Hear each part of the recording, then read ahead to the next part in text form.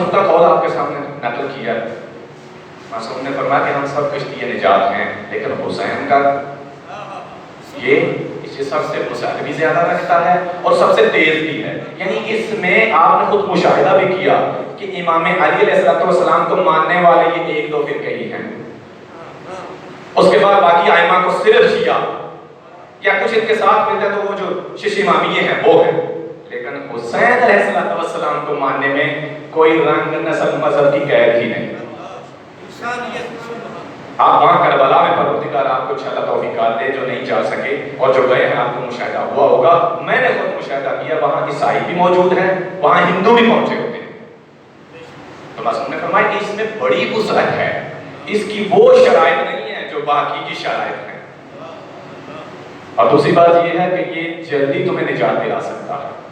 हमें इस सफीने पे आना होगा क्योंकि यहाँ दरगुजर की ज्यादा गुंजाइश है। देखिए ना, हुर जैसे को, अब हुर का जुर्म छोटा नहीं, ये भाई ने चूंकि बात की है मेरे ज़हन में आ गया, हुर का जुर्म आप आसान छोटा समझते हैं। रसूल के बेटे के जानवर सवारी की लगाम में हाथ डालना बहुत बड़ी जसारत, बहुत बड़ी। लेकिन ये कितना निजात, कितने निजात दहिंदा हैं कि वो भी आगे कहा तू हुर है, अपने नाम की तरह आजाद है। तवज्जो है को क्यों ऐसा हुआ? ये परवरदिगार इतनी नाज़बरदारी क्यों कर रहा है? रसूल खुदा क्यों बार बार कर रहे हैं? भाई इन्होंने काम ही ऐसा किया है,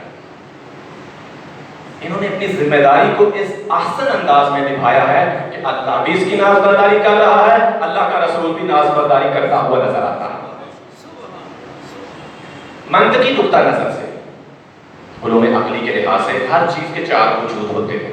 किबला मौलाना, मंतकी नुक्ता नजर से हर चीज के किबला चार वजूद होते हैं, वजूद चार होते हैं।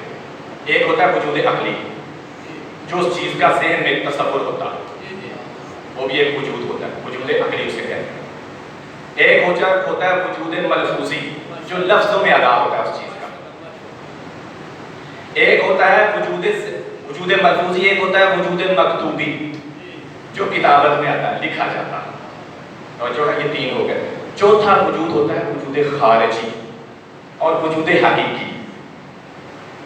ठीक है, ये चार हर चीज के वजूद होते हैं। मिसाल के तौर पर ये मेरे पास रुमाल है, एक मेरे ज़हन में इसका तसव्वुर है कि रुमाल है, उसका कलर ये है, उस पर इस किस्म की लाइनें वगैरह हैं, ये एक तसव्वुर है, इसको कहेंगे इसका वजूद ज़हनी।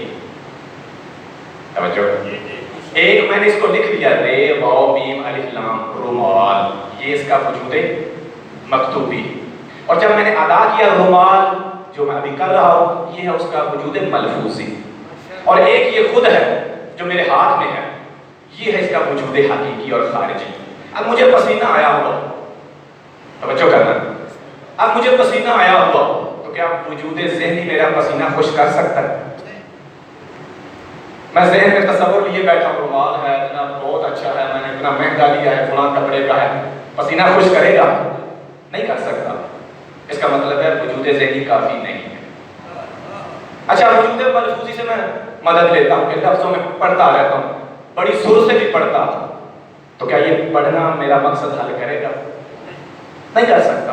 अच्छा, मैं लिखता रहता हूँ, कई सफ़हात पर मुश्तमिल रुमाल रुमाल रुमाल लिखता रहता हूँ, क्या मेरा पसीना खुश्क हो जाएगा?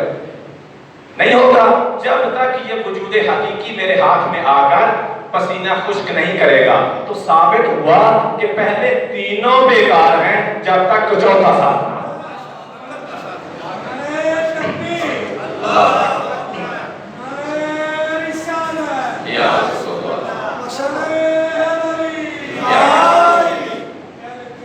पहले तीनों बेकार अगर चौथा ना हो।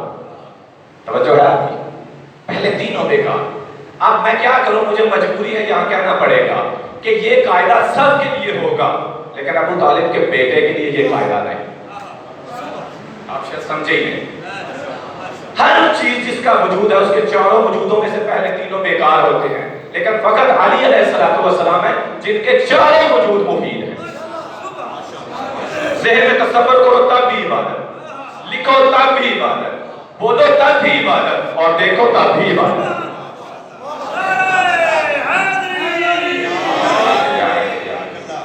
جو ہے واحد ذات جو میری نظر میں ابھی تک آئی ہے اور رسول خدا نے ہمیں بتایا، ذکر علی عبادت، النظر